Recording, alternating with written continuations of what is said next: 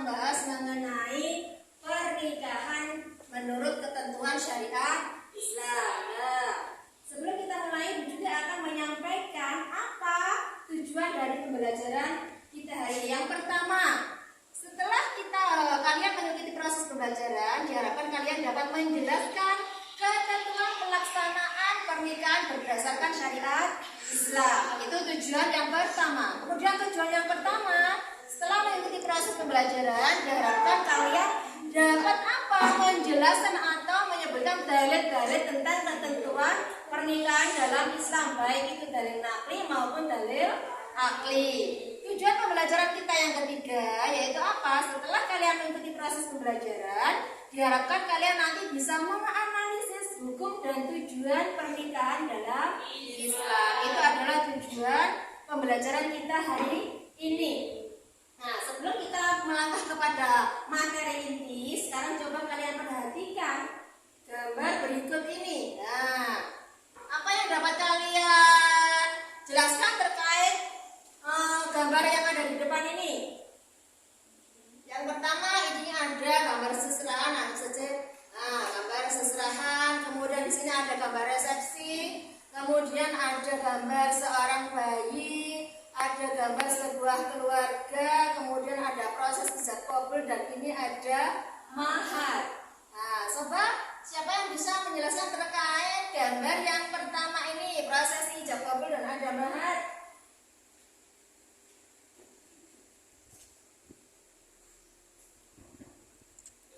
Ayo, siapa?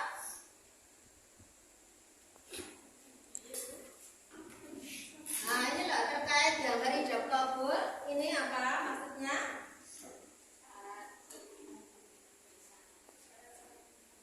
Syarat-syarat nikah. Nah, syarat-syarat nikah ijab kabul ini adalah bukan syarat ya, tetapi rukun. Rukun dalam pernikahan supaya pernikahan itu sah di mata Allah. Nah, apa saja nanti rukun-rukunnya?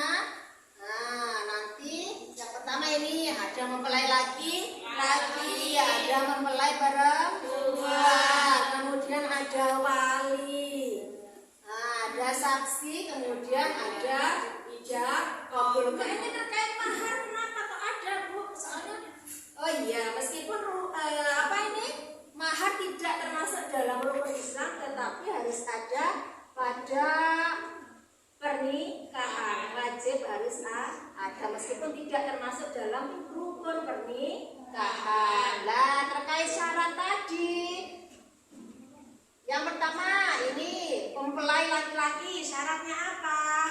Belum. Bukan muhrim dari perempuan ini, ya kan? Kemudian kalau mempelai wanita tidak terikat, belum terikat dengan pernikahan.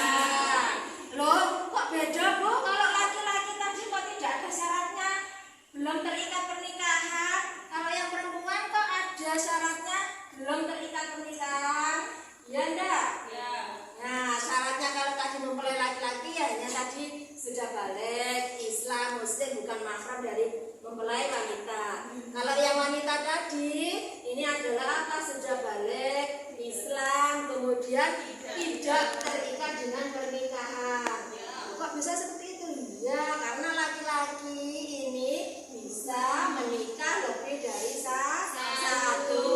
Kalau perempuan tidak boleh menikah lebih dari satu kali. Ya. Terus ini kok ada gambar bayi, ini apa? Nah, salah satu tujuan pernikahan yaitu untuk memperoleh keturunan. Terus ini gambar ada resepsi, ini ada apa? Maksudnya seperti apa? Ada resepsi. Ini rapi.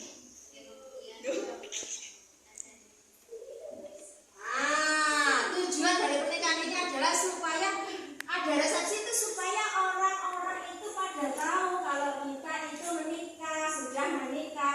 Andai kan kita bertemu di jalan dengan orang, kita sama laki-laki, tidak ada timbul suudzon atau prasangka buruk. Oh iya, itu bojone aku tahu tentang pernikahan itu adalah manfaat dari resepsi meskipun tidak harus mewah. Sudah, kita lanjut kepada materi inti. Nah, silakan diperhatikan tadi sesuai dengan tujuan pembelajaran kita tadi ada 3. Untuk mengetahui apa, kalian nanti bisa menjelaskan pengertian ketentuan pernikahan dalam Islam. Kemudian yang kedua, dalil mengenai tentang pernikahan dalam Islam baik nakli maupun dalil akli.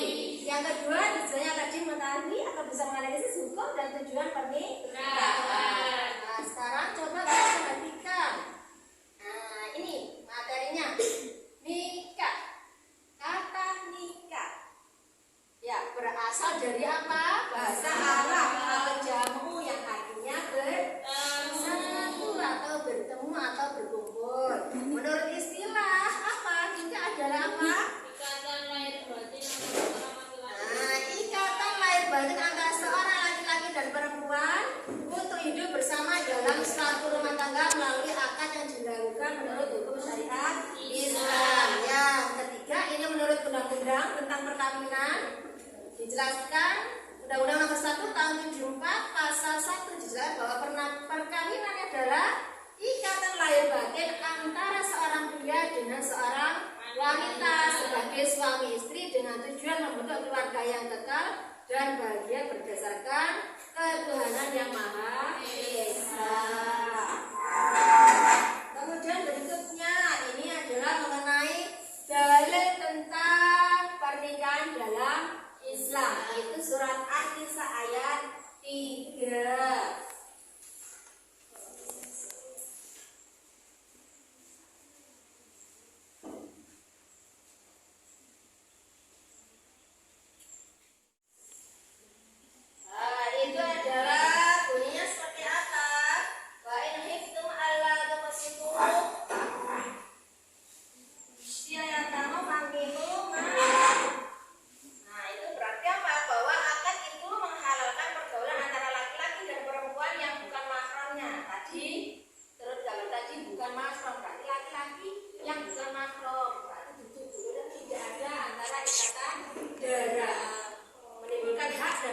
Masing-masing sesuai firman Allah. Tapi kalau sudah terikat antara pernikahan antara laki-laki dan perempuan yang bukan mahramnya, maka akan timbul hak dan kewajiban antara keduanya. Terus ini dari naklinya, ini adalah begini. Nah, dari Abdullah bin Mas'ud bahwa barang siapa di antara kamu telah sanggup menikah, maka menikahlah karena ini Pak ya. Soalnya kan misalnya aku video ini Pak ya. Apa potong-potong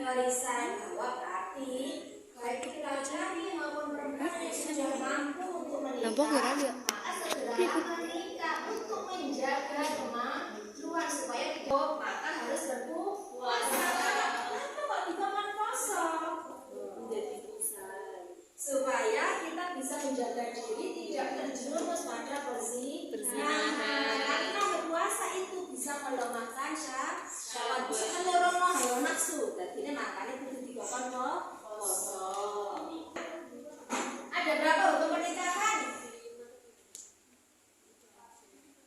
Ada berapa?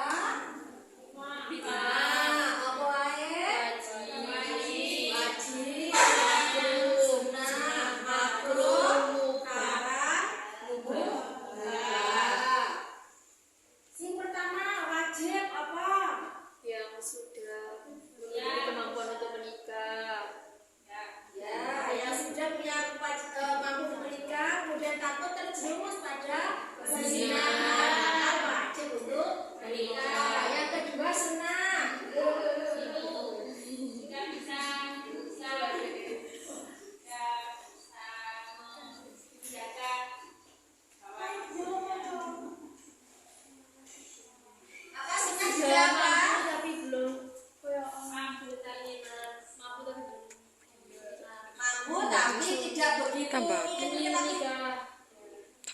Masih bisa menjaga supaya tidak terjerumus pada perzinahan, baik mampu dari segi finansial maupun dari segi batinnya itu sudah mampu, tapi tidak meskipun misalnya tidak menikah itu tidak takut terjerumus pada pernikahan, itu hukumnya sunnah. Kemudian haram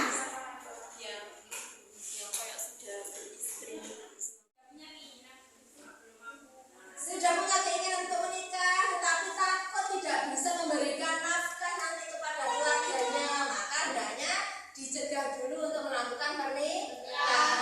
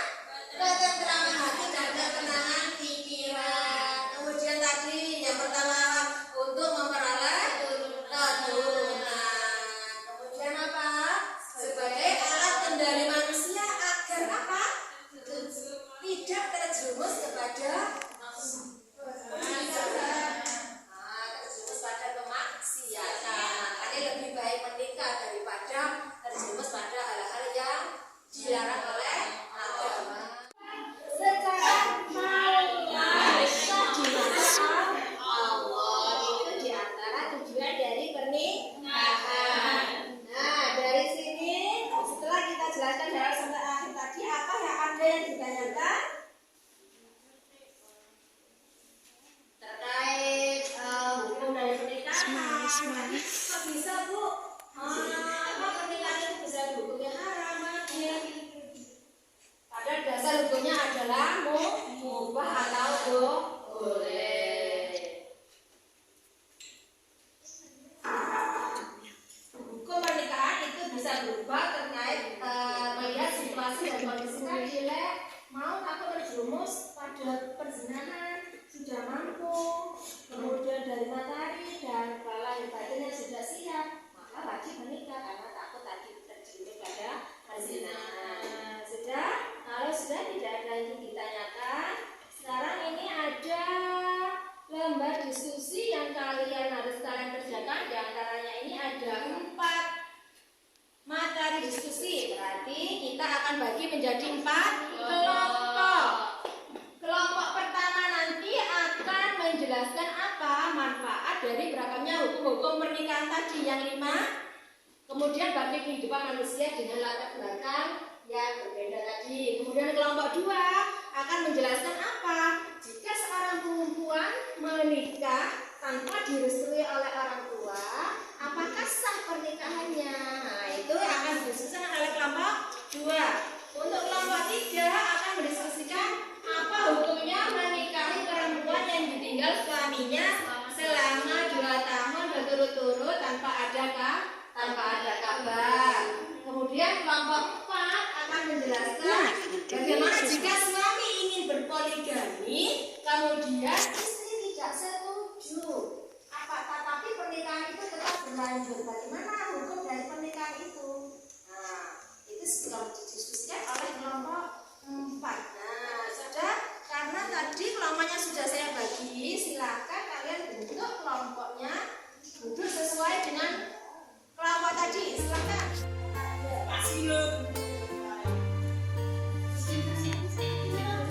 Sudah, silakan ini dikerjakan sesuai dengan kelompoknya tadi. Kamu kelompok 4 berarti dibentuk ya. Jika suami ingin berpoligami tetapi istri pertama tidak, kita mengalihkan.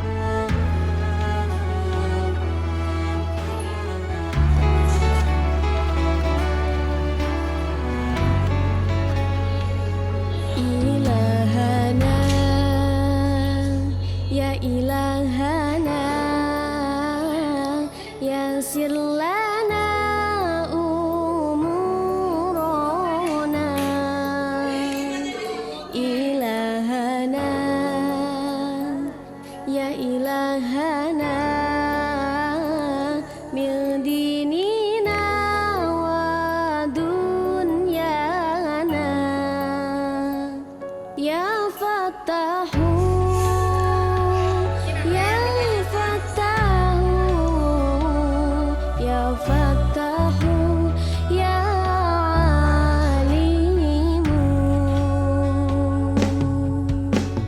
Iftah qulubana, iftah qulubana ala tilawatil Qur'an. Waftah qulubana, waftah qulubana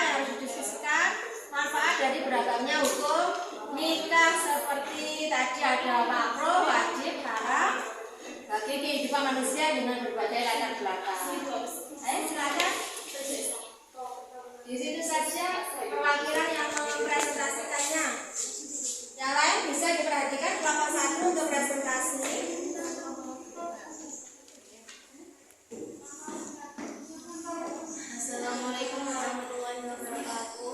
Waalaikumsalam warahmatullahi wabarakatuh. Perkenalkan, kami dari kelompok 1. Kami di sini akan mempresentasikan hasil dari diskusi kami, yaitu tentang manfaat dari beragamnya pernikahan seperti di atas studi kehidupan manusia dengan berbagai ragam agama. Yang pertama yaitu adalah tujuan pernikahan dalam Islam. Yang pertama adalah untuk menjaga diri dari perbuatan maksiat. Seperti diketahui, berpacaran menjadi salah satu budaya tersendiri yang telah diikuti oleh sebagian besar masyarakat, baik anak muda hingga dewasa. Dalam hal ini, budaya pacaran dinilai mampu meningkatkan hawa nafsu antara perempuan dan laki-laki yang menjalani hubungan tersebut. Dengan alasan tersebut, tidak heran banyak pasangan melakukan tindakan-tindakan yang dinilai tidak sesuai dengan ajaran Islam. Akibatnya, banyak laki-laki maupun perempuan yang melakukan tindakan tersebut akan mendapatkan dosa meskipun sebagian orang dapat menahan atau menghindarinya. Namun, godaan akan selalu datang dan bisa menyeret apapun untuk melakukan hal yang tidak baik. Dengan begitu, dalam hal ini Rasulullah pernah bersabda, "Wahai para pemuda, barang siapa dari kamu yang telah mampu memikul tanggung jawab keluarga, hendaknya segera menikah, karena dengan pernikahan engkau lebih mampu menundukkan pandangan dan menjaga kemaluanmu. Dan barang siapa yang belum mampu, maka hendaknya ia berpuasa, karena puasa itu dapat mengendalikan dorongan seksualnya." Dari hadis tersebut dapat dipahami bahwa Rasulullah menganjurkan untuk lebih baik menikah agar terhindar dari perbuatan maksiat. Dan bagi yang merasa belum mampu, maka bisa dicegah dengan melaksanakan ibadah puasa untuk mengendalikan nafsu syahwatnya. Tujuan pernikahan dalam Islam selanjutnya adalah untuk mengamalkan ajaran Rasulullah seperti setelah dijelaskan sebelumnya, bahwa pernikahan merupakan ibadah sunnah yang disarankan Nabi. Jika ibadah ini dilakukan maka akan mendapat pahala, namun jika tidak maka tidak mendapatkan apa-apa. Namun, seperti hadis yang telah disebutkan sebelumnya, bahwa Nabi Muhammad menganjurkan bagi pasangan pemuda untuk menikah agar terhindar dari perbuatan maksiat, dan bagi pemuda yang belum mampu, alangkah lebih baik untuk menunaikan ibadah puasa supaya godaan hawa nafsu dapat dihindari. Ini merupakan salah satu amalan sunnah Rasul yang baik untuk diteladani. Berikutnya, tujuan pernikahan dalam Islam juga bermaksud untuk menciptakan generasi umat Islam yang unggul. Artinya, sepasang umat Islam yang telah menikah bisa mendapatkan buah dari pernikahan seorang anak yang soleh dan solehah. Di sini sepasang orang tua bisa mendidiknya agar tumbuh menjadi anak yang baik, bijaksana, cerdas, serta berguna bagi masyarakat. Sekian presentasi dari kelompok kami. Kurang lebihnya kami mohon maaf. Kami akhiri. Wassalamualaikum warahmatullahi wabarakatuh. Nah, tepuk tangan ya. Nah, sekarang coba kelompok 3 ya mempresentasikannya mengenai apa hukumnya menikahi perempuan yang ditinggal pergi suaminya tetapi tidak ada kabar setelah 2 tahun menikah. Silakan kelompok 2 diwakili oleh siapa? Intan ya. Assalamualaikum warahmatullahi wabarakatuh. Saya di sini akan menjawab pertanyaan mengenai tentang apa hukumnya menikahi perempuan yang ditinggal pergi suaminya tetapi tidak ada kabar selama 2 tahun. Maka seorang istri yang suaminya mafud dan mau menikah lagi dengan seseorang, maka ia harus terlebih dahulu memperjelas status dirinya sebagai seorang janda. Ia terlebih dahulu harus bercerai dengan suaminya yang mafud itu, yaitu dengan jalan mengajukan gugatan perceraian dengan alasan suami melanggar taklid talak pasal 116 huruf B atau alasan salah satu pihak meninggalkan pihak lain selama 2 tahun berturut-turut tanpa izin pihak lain dan tanpa alasan yang sah atau karena hal lain di luar kemampuannya. Pasal 19 huruf B PP nomor 9 tahun 1975 JO. Pasal 116 huruf B komplikasi hukum Islam. Kalau seorang istri yang suaminya mafud terlanjur menikah dengan pria lain, maka perkawinannya adalah perkawinan yang batal. Tidak sah bukan perkawinan yang dapat dibatalkan, dan untuk formalnya harus diajukan gugatan pembatalan perkawinan ke pengadilan. Demikian atas jawaban saya dari pertanyaan tersebut. Apakah ada yang mau ditanyakan?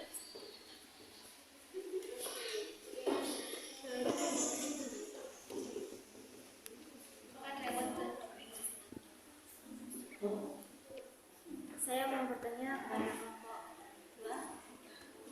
Ya. Jika istri sudah ditinggal suami selama 2 tahun tanpa kabar, kemudian si istri mau menikah lagi. Setelah menikah, suami dari istri tadi datang kembali. Apakah hukumnya? Maka hukum dari pernikahan yang baru ini tidak sah. Kemudian status perkawinannya istri sama suami yang lama itu masih sah. Jadi hukumnya haram. Demikian atas jawaban saya dari pertanyaan kelompok 1. Terima kasih. Wassalamualaikum warahmatullahi wabarakatuh. Sebelumnya Akila bisa menyimpulkan dari hasil diskusi kita hari ini.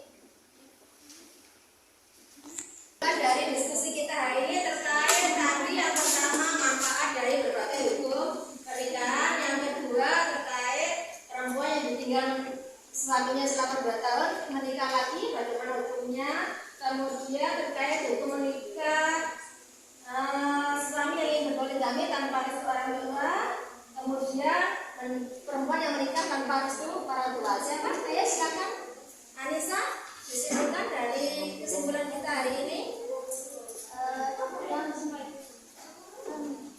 Assalamualaikum warahmatullahi wabarakatuh. Saya dari kelompok 2 akan menyimpulkan manfaat dari beragam hukum nikah, yaitu untuk menjaga diri dari perbuatan maksiat dan agar terhindar dari perbuatan maksiat, dan bagi pemuda yang belum mampu, alangkah baiknya untuk menunaikan ibadah puasa supaya godaan hawa nafsu dapat dihindari. Yang kedua, nikah tanpa restu orang tua. Jika hukum dan syaratnya sudah terpenuhi, maka hukumnya sah. Apabila yang laki-laki sudah berumur 21 tahun dan yang perempuan berumur 19 tahun. Terus itu yang ditinggal suaminya selama 2 tahun tanpa kabar. Jika yang perempuan menggugat cerai, maka pernikahannya sah. Terus yang keempat,